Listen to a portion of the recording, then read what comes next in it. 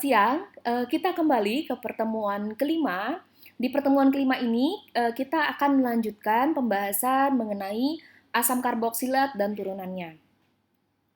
Nah, sebelum kita berbicara tentang lebih lanjut tentang asam karboksilat dan turunannya, maka kita harus mempelajari dulu tentang konstanta keasaman dan pKa. Ini sebenarnya sudah pernah dibahas ya di pelajaran kimia dasar terkait dengan konstanta keasaman dan pKa. Asam karboksilat itu melepaskan proton ke air untuk membentuk ion hidronium dan anion. Tetapi ion hidronium ini adalah asam yang jauh lebih kuat. Kita bisa lihat di sini contohnya, ini adalah asam karboksilat. Nah, bersama dengan air maka akan membentuk ion hidronium. Artinya lepasnya proton membentuk bergabung dengan air membentuk ion hidronium ini. Nah, tetapi di sini bisa dikatakan ion hidronium ini adalah asam yang jauh lebih kuat. Nah, seperti kita ingat bahwa ada namanya istilah Ka, ada namanya pKa. Ka adalah konstanta keasaman. pKa itu adalah menunjukkan tingkat keasaman dari sebuah asam. Nah, di sini untuk asam karboksilat itu pKa-nya kurang lebih sama dengan 5 ya. Nah, sekarang kita akan lebih spesifik belajar masalah keasaman. Jika ada sebuah kasus, asam asetat dengan pKa 4,7 jauh lebih asam daripada fenol, pKa-nya sama dengan 10. Nah, kalau kita ingat ya dia makin menuju angka 1, maka dia makin asam, ya, makin asam. Nah, antara 4,7 sama 10 yang lebih asam tentu 4,7 ya, bukan 10. Karena 10 itu sudah mengarah kepada basa. Nah, mengapa lebih asam asetat dibanding dengan fenol? Asam asetat jauh lebih asam daripada fenol karena ada beberapa hal. Yang pertama, kita perlu pahami bahwa di dalam asam asetat itu terdapat yang sudah kita bahas kemarin ya. Ini ada gugus ya. Gugus di sini di mana ada ikatan rangkap C dengan rangkap O ya, ada ikatan tunggal juga C dengan oksigen di sini. Nah, muatan ion asetat ini ion asetat ini dapat terdelokalisasi sempurna. Nah, artinya apa? Kita perhatikan ya, terdelokalisasi sempurna artinya dia bisa mengalami resonansi yang seperti ini. Kita perhatikan, ini rangkap 2 di sini bisa menjadi rangkap 1 ketika ion negatifnya pindah dari bawah ke atas. Nah, ini ikatan rangkapnya di atas, ion negatifnya di bawah. Nah, yang ini ion negatifnya di atas, ikatan rangkapnya di bawah. Nah, ini antara oksigen di sini itu terdelokalisasi sempurna oksigennya. Kita bisa lihat dalam gambar di sini muatan elektron oksigen pada berikatan dengan karbon di sini sama-sama 0,5 muatan elektronnya. Nah, ini berbeda pada fenol, di mana pada ion fenolat dia hanya terdelokalisasi sebagian. Mengapa?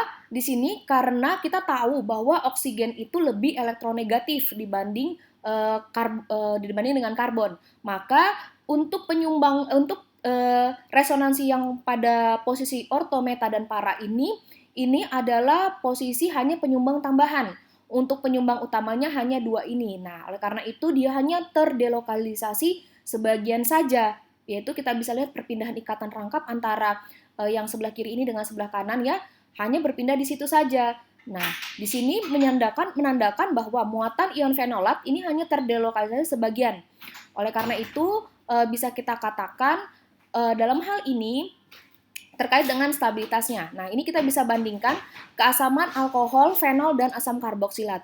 Ini adalah alkohol, ini fenol, ini asam karboksilat. Nah, ketika kita bandingkan pKa-nya, berarti makin kecil nilai angka pKa-nya, berarti itu makin asam, ya.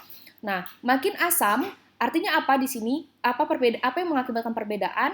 Ya, kalau alkohol itu bereaksi dengan air akan terbentuk ion alkoksida yang tidak stabil. Pada fenol yang sudah kita bahas tadi, mengalami resonansi, yaitu ion fenoksida, bentuk resonansinya lebih stabil pada fenol ya, bentuk resonansinya lebih stabil pada fenol. Nah, untuk asam karboksilat, ion karboksilatnya terstabilkan oleh resonansi karena bisa terbentuk dua resonansi yang seperti saya sudah jelaskan tadi, ikatan rangkap bisa berpindah ke bawah, begitupun juga ion negatifnya berpindah dari bawah ke atas. Nah dalam hal ini maka kita bisa lihat bahwa dalam hal ini yang lebih asam makin dia bisa meresonansi maka dia makin asam, ya seperti yang sudah saya jelaskan. Dan bisa kita artikan juga bahwa asam asetat ini lebih stabil ya dibandingkan dengan alkohol dengan fenol ya. Dia lebih terstabilkan oleh resonansi yang tadi. Ini gambarannya lebih singkatnya lagi ya. Kalau tadi agak rumit yang ini. Ini contohnya ikatan rangkap bisa berpindah ke sini, ion negatifnya bisa berpindah, bisa mengalami dua bentuk resonansi yang ekuivalen. Nah, beberapa contoh yaitu misalnya dari asam lemah sampai asam kuat, contohnya etanol. Etanol alkohol biasa itu asam lemah. Tetapi ketika sudah makin meningkat ya. Nah, ini kita bisa lihat ini gugus karboksilat ya, berarti dia makin asam. Jadi asam kuat. Nah, kita akan mempelajari di subtopik berikutnya. Jadi kita sudah dapat kesimpulan bahwa asam karboksilat itu lebih asam dibanding dengan alkohol dan juga fenol. Nah, tadi penjelasannya sudah dijelaskan ya. Berikutnya, terkait dengan efek substituen pada keasaman. Nah, kita bisa lihat dari kestabilan ion karboksilat ini. Nah, kita akan mempelajari namanya efek induksi. Jadi ada nanti kalian lihat, ini saya singkat dengan positif I. Berarti ini adalah yang namanya gugus pendorong elektron. Jadi positif ini adanya gugus pendorong elektron yang dapat menurunkan kestabilan ion karboksilat. Tadi kita sudah mempelajari tentang kestabilan ion karboksilat. Jika ada tambahan gugus pendorong elektron, ini akan menurunkan kestabilan ion karboksilat. Nah, makin dia turun stabilnya berarti dia makin tidak asam, makin menurunkan keasamannya. Tetapi jika ada gugus penarik elektron, maka dia makin naik kestabilannya dan ini akan menaikkan keasaman. Ya, jadi kita bisa lihat di sini, ini merupakan gugus pendorong elektron, ini mendorong elektron, sehingga ketika ada elektron diberikan, ini sudah stabil ya, ini akan menurunkan kestabilannya. Nah, tetapi ketika ini ion karboksilat ya, tetapi ketika ada gugus penarik elektron, maka ini kecenderungannya dia akan menaikkan kestabilannya dan juga meningkatkan keasamannya. Jadi ingat bahwa ketika ada gugus pendorong elektron, maka itu akan menurunkan kestabilan. Kestabilan menurun, maka keasaman akan menurun. Begitupun sebaliknya, ketika gugus penarik elektron, itu akan menaikkan kestabilan dan juga akan menaikkan keasaman. Nah, apa saja contoh-contoh gugus pendorong elektron? GD ini gugus dorong elektron ya. GTE, gugus tarik elektron. Gugus dorong elektron ini contohnya, dan kebanyakan adalah alkil. Nah, gugus tarik elektron ini contoh-contohnya ya, yang perlu kita pahami. Nah, beberapa prinsip yang perlu kita tahu, seperti pada alkohol, gugus penarik elektron itu menarik keasaman karena meningkatkan kestabilan. Contohnya di sini adalah etanol ya, ini adalah asam asetat. Kita bandingkan di sini dengan asam kloroasetat. Nah, ketika kita bandingkan di sini, maka yang lebih tinggi pKa-nya mana? Tentu asam kloroasetat ya. Kenapa? Karena dia di sini punya Cl. Cl merupakan Cl gugus tarik elektron. Gugus tarik elektron ini akan meningkatkan kestabilan dari asam karboksilat dan akan meningkatkan keasamannya. Nah, keasaman ini semakin tinggi jika gugus penarik elektron semakin banyak. Jadi kalau makin banyak GTE-nya, maka dia akan semakin tinggi tingkat keasamannya. Ini yang perlu kita pahami ya. Makin banyak GTE-nya, makin banyak gugus tarik elektronnya yang ada di kolom ini, maka itu akan meningkatkan keasaman dari asam karboksilat itu. Kita lihat contoh di sini, ini merupakan asam kloroasetat, asam monokloroasetat. Ini pKa-nya 1,5 kali 10⁻³ - 3. Ketika dibandingkan dengan asam dikloroasetat, maka pKa-nya akan semakin menurun ya, dalam hal ini meningkat keasamannya. Dan ketika kita bandingkan dengan asam trikloroasetat, maka pKa-nya akan semakin tinggi. Artinya, semakin banyak gugus penarik elektronnya, semakin banyak Cl-nya, maka keasaman itu akan semakin tinggi. Nah, hal kedua yang perlu kita pahami adalah keasaman itu semakin tinggi jika dia semakin dekat dengan asam karboksilat, gugus asam karboksilat yaitu CO2H.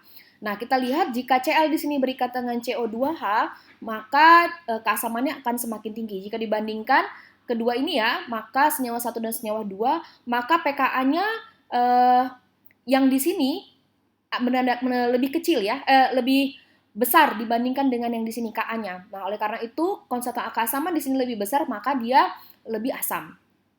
Yang ketiga, semakin elektronegatif. Nah, kita ingat dalam gugus fungsi itu ya, FClBrI. Nah, makin dia ke atas, maka dia elektronegatifnya makin besar atau makin kecil? Ya, makin besar ya. Makin ke atas, dia ke elektronegatifan makin tinggi. Nah, maka dalam hal ini FClBrI ketika mereka bertindak sebagai gugus penarik elektron, jika dibandingkan tingkat keasamannya, maka ketika ada gugus F, itu dia lebih asam dibandingkan dengan yang ada gugus I-nya di sini. Nah, dalam hal ini terkait dengan gugus penarik elektron. Bagaimana dengan gugus pendorong elektron? Kebalikan dari gugus penarik elektron, untuk gugus pendorong elektron menurunkan keasaman dan tidak dipengaruhi oleh panjang rantai alkil, ya. Kita bisa lihat di sini tidak ada perbedaan jauh. Ini contohnya ini adalah CH3, CH3, CH2. Nah, ingat ya, kalau gugus pendorong elektron tuh kebanyakan dia alkil ya. Nah, ini 1,8 kali 10⁴, 1,4 kali 10⁵, 1,6 kali 10⁵, berarti dia tidak ada perbedaan yang signifikan jika dibanding dengan adanya gugus penarik elektron di asam karboksilat yang dapat menaikkan ataupun menurunkan keasaman dari asam karboksilat itu sendiri. Nah, yang terakhir kita akan mempelajari tentang reaksi asam karboksilat. Asam karboksilat seperti halnya fenol dapat bereaksi dengan basa. Kita tahu ya, reaksi asam plus basa menghasilkan garam plus air. Nah, hampir mirip dengan asam karboksilat dapat bereaksi dengan basa kuat seperti NaOH, tetapi juga dengan basa lemah seperti NH4OH atau amonium. Nah, dari sini kita bisa belajar, contohnya ini adalah natrium benzoat. Natrium benzoat ini dia merupakan contoh dari asam karboksilat. Ya, reaksi asam karboksilat dengan NaOH ya. Jadi natrium benzoat ini adalah reaksi dari asam benzoat dengan natrium benzoat. Asam benzoat di sini bertindak sebagai asam karboksilatnya, asamnya, sedangkan NaOH ini natrium hidroksida bertindak sebagai basa kuatnya. Ketika direaksi asam benzoat dengan natrium hidroksida, berarti namanya menjadi natrium benzoat. Nah, ini juga jika terjadi reaksi antara asam propanoat dengan kalsium hidroksida, maka hasilnya adalah kalsium propanoat. Ya, jadi ini adalah gambaran dalam reaksi ini adalah asam karboksilatnya, ini adalah basa kuat atau basa lemahnya, maka akan dihasilkan sebuah garam dari asam karboksilat dan juga air ya. Jadi reaksi umum yang sudah kita pelajari, asam plus basa menghasilkan garam plus air. Nah, sama dengan ini, yaitu prinsipnya hampir mirip ya.